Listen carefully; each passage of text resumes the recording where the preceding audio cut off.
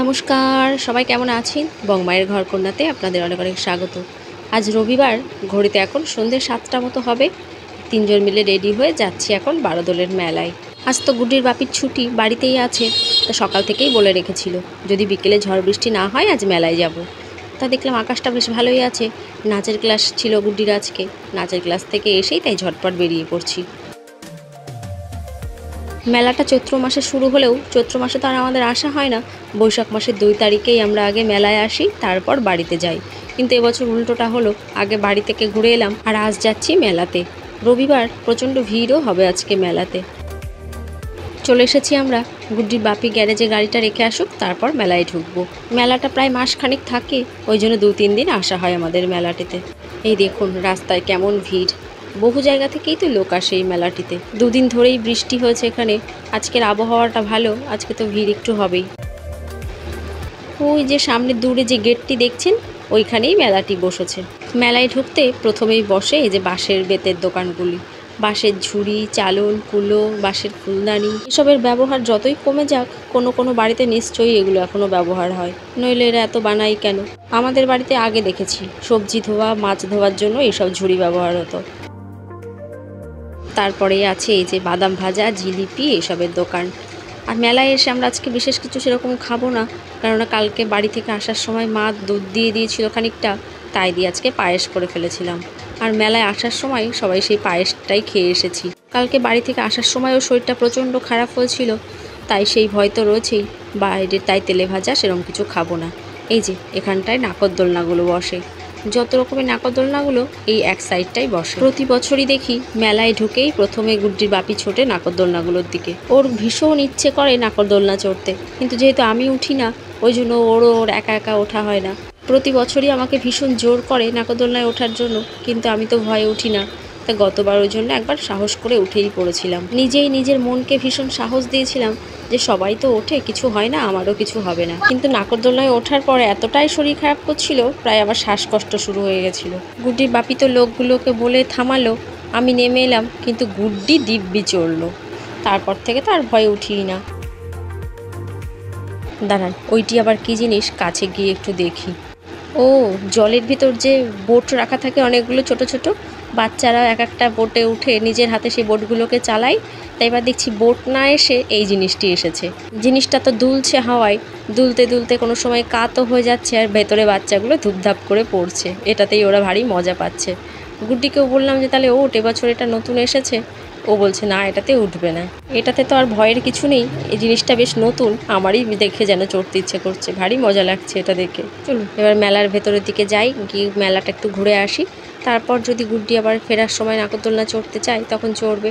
প্রতি বছর মেলায় এসে 10-15 মিনিট সময় কেটে যায় এই নাগরদোলনার সামনে দাঁড়িয়ে। এই বড় নাগরদোলনাটাকে দেখতে যে কী ভালো লাগে। নাগরদোলনার থেকেও বেশি করে আমি দেখি নাগরদোলনার মানুষগুলোকে।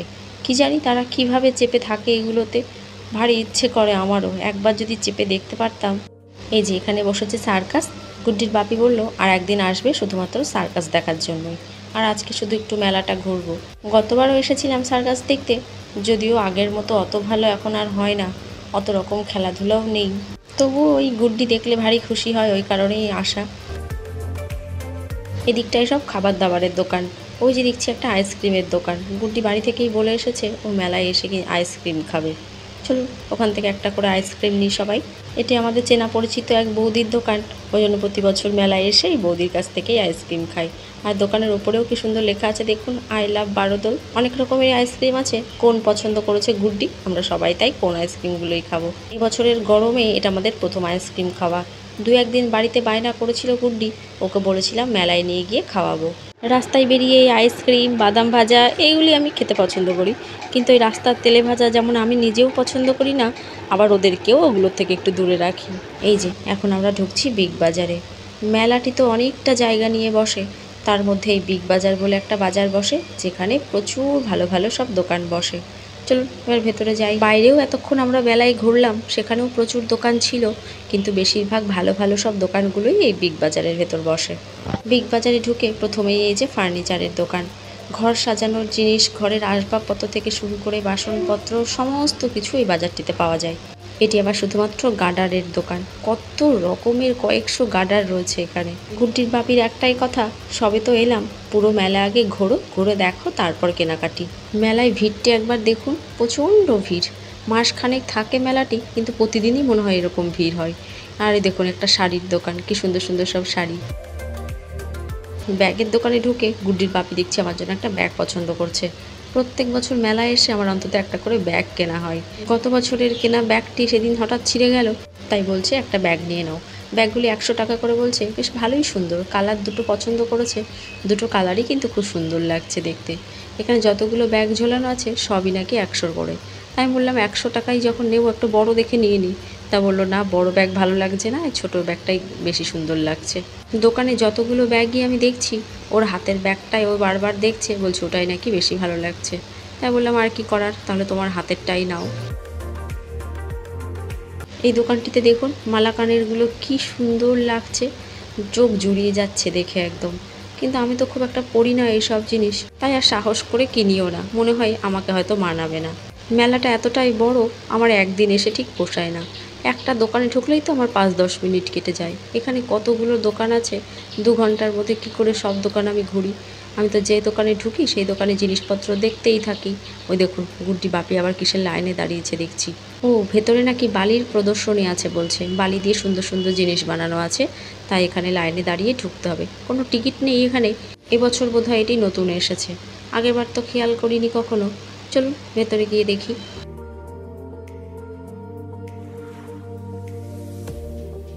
এই দেখুন কি সুন্দর বালি দিয়ে বানিয়ে রেখেছে। এটা হনুমান, পাশে একটা গদাও আছে, পুরোটা বালি দিয়ে বানিয়েছেন। শিল্পীও এখানে বসে আছেন দেখলাম। এই দেখুন এটাও একটা মূর্তি, ভারী সুন্দর। টিভিতে দেখেছি অনেকবার, ফোনে দেখেছি, আজ নিজে চোখে দেখছি সেগুলো। এই দেখুন এটা বোধহয় শিব পার্বতী।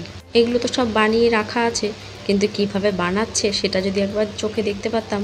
এই দেখুন রথটা বানিয়েছে, কি সুন্দর। আবার গণেশও আছে দেখছি একটা। সত্যি কত রকমের শিল্প হয় বলুন। রথের এই যে ছোট ছোট সূক্ষ্ম কাজগুলো এত ভালো লাগছে দেখতে, যে কি করে ধৈর্য ধরে বানিয়েছে। এই দেখুন এখানে আরেকটি ব্যাগের দোকান, তবে এখানে সব বড় বড় ব্যাগ 350 করে। পাশে আরেকটি ব্যাগের দোকান। এই মেলায় দেখি প্রচুর ব্যাগের দোকান বসে, আর মানুষ কেনেও প্রচুর। আসলে এখন রাস্তাঘাটে বেরোতে সবারই তো একটা করে ব্যাগ লাগে। এখানে আবার দেখছি কুচিনার কিচেন সেটগুলো, ভারী সুন্দর লাগছে দেখতে। মোটামুটি একটা বাড়ি কমপ্লিট করে রেখে যদি এই মেলায় আসা যায়, মেলা থেকে গিয়ে বাড়িটাকে পুরো গুছিয়ে ফেলা যাবে। সমস্ত কিছু পাওয়া যায় এই মেলাতে।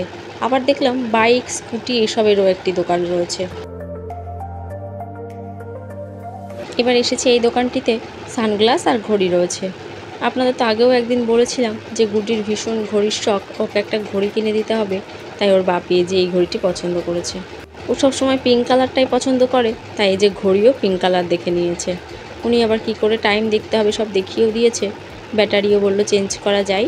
মেলার জিনিস কিনতে ভয় হয় যে ভালো হবে কি না, কিন্তু ঘড়ির দোকানে গিয়ে সেরকম ঘড়ি পছন্দ হয়নি ওর হাতের। তা দেখলাম এখানে এসে চট করে একটা পছন্দ হয়ে গেল, তাই একটা নিয়েও নিলাম। আগের বার এখান থেকেই গুড্ডির একটা সানগ্লাস নেওয়া হয়েছিল। বাড়ি থেকে স্কুল অনেকটা দূর, তো রোদে বেরোতে গেলে লাগে, কিন্তু সেটা মনে হচ্ছে হারিয়ে ফেলেছে। তবুও বাড়িতে আর একবার খুঁজে দেখব, যদি না পাই এরপরে তো আবার একদিন আসবো মেলায়, তখন আবার নেওয়া যাবে।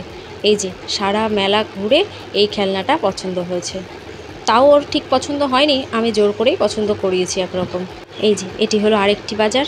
চলুন বিগ বাজার থেকে বেরিয়ে এসেছি, এবার এটা একটু ঘুরে বাড়ি যাব।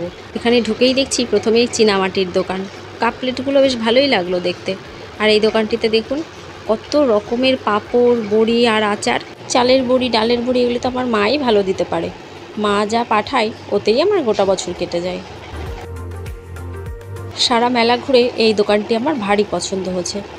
কি সুন্দর দেখুন হাতের কাজ। ফুলদানিগুলো সব বাঁশের, বাঁশ দিয়ে করা, এত সুন্দর লাগছে ফুলদানিগুলো দেখতে, চোখ যেন জুড়িয়ে যাচ্ছে। প্রতিটি ফুলদানিই খুব সুন্দর দেখতে।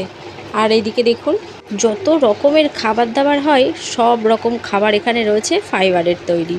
ফুললুচিগুলো একবার দেখুন, মনে হচ্ছে একদম গরম গরম ভেজে রাখা আছে। কি সুন্দর ফুলকো লুচির সাথে আলুর দম, লাড্ডু, রসগোল্লা, জিলিপি, পান্তুয়া, নানান রকম ড্রাই ফ্রুটস, সমস্ত কিছু এখানে ফাইবারের তৈরি। মাছ মাংস থেকে শুরু করে একদম অরিজিনাল মনে হচ্ছে। কি যে ভালো লাগছে এগুলো আমার দেখতে। একটা ছবি আঁকতে গেলে যেমন একটা শিল্পীকে ভাবতে হয় যে কোথায় কীরকম রং দিতে হবে তবে ছবিটি জীবন্ত হয়ে উঠবে, তবে এগুলি যারা তৈরি করেছেন তারাও কিন্তু এক রকমের বড় শিল্পী। ওই দেখুন ফলগুলো রাখা আছে, কলার ছড়ি, আপেল, কমলালেবু, তরমুজ, প্রত্যেকটি মনে হচ্ছে যেন সত্যিকারের। কোনো মাছের সর্ষে বাটা, কোনো মাছের কালিয়া, যেটির যেরকম কালার হয় আর কি আমরা রান্না করার পর, সেটিতে সেই রকমই রং এসেছে। এদিকে আছে নানান রকমের মিষ্টি আর পিঠে পুলি। খুব সুন্দর লাগলো এই দোকানটি ঘুরে আমার। এটি আবার কাঠের দোকান, এখানে সমস্ত কিছু কাঠের জিনিসপত্র। আর এই যে এটি হলো 10 টাকার দোকান। সারা মেলা খুঁজে পেয়েছি একটি দোকান। এই দোকানটি আমি প্রতিবার এসে খুঁজি। 10 টাকায় তো আজকাল কিছুই হয় না, কিন্তু 10 টাকা এখানে যা পাওয়া যায় সেটাই আমার মনে হয় বেশ ভালো। ব্রাশদানি, পেনদানি, ছোট ছোট ঝুড়ি, ছোট ছোট কৌটো, নানান কিছু হয় 10 টাকায়। দাঁড়ান, এখান থেকে কিছু বাছাই করে সংসারের টুকিটাকি জিনিস নিয়ে নিই।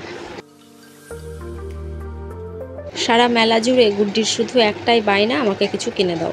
কিন্তু কী যে ও কিনতে চায় ও নিজেই পছন্দ করে উঠতে পারে না। এর আগেও রান্নাবাটি খেলনা কিনে দিয়েছি, কিন্তু খেলেনি, সেগুলো সব নষ্ট করেছে। তাই এবারও সেটাই কিনে দিলাম। বললাম এবার তো একটা খেলার সঙ্গী পেয়েছিস, ওর সাথে বসে এগুলো নিয়ে খেলা করতে পারবি। বাড়ি ফেরার সময় আবার গুড্ডির ইচ্ছে হচ্ছে একটু নাগরদোলনা চড়ার। প্রথমে ভাবলাম গুড্ডিকে নিয়ে আমরা দুজনে ওই ট্রেন গাড়িটাই উঠবো, কিন্তু ওখানে আবার টিকিটের দামটা বড্ড বেশি বলছে। এই দোলনাটায় পয়সাটাও অনেকটা কম, আবার দেখছি গুড্ডি চড়ছেও অনেকক্ষণ ধরে। ওই দোলনাতে বসে বসেই বলছে আর কত চড়বো। আমরাও দাঁড়িয়ে থেকে ভাবছি এই বুঝি থামিয়ে দেবে, এই বুঝি থামিয়ে দেবে, কিন্তু দেখছি না, ঘুরেই চলেছে। ঘুরতে বাজে এখন প্রায় রাত 9টা মতো। আমাদের মেলা ঘোরাও কমপ্লিট, এবার বাড়ির দিকে ফিরি। চলুন তাহলে ভিডিওটাও আজ এখানে শেষ করি। সবাই ভালো থাকবেন, সাবধানে থাকবেন। ভিডিওটি ভালো লাগলে একটি লাইক করবেন, কেমন লাগলো সেটিও কমেন্টে জানাবেন। নমস্কার, দেখা হবে খুব তাড়াতাড়ি পরের একটি ব্লগে।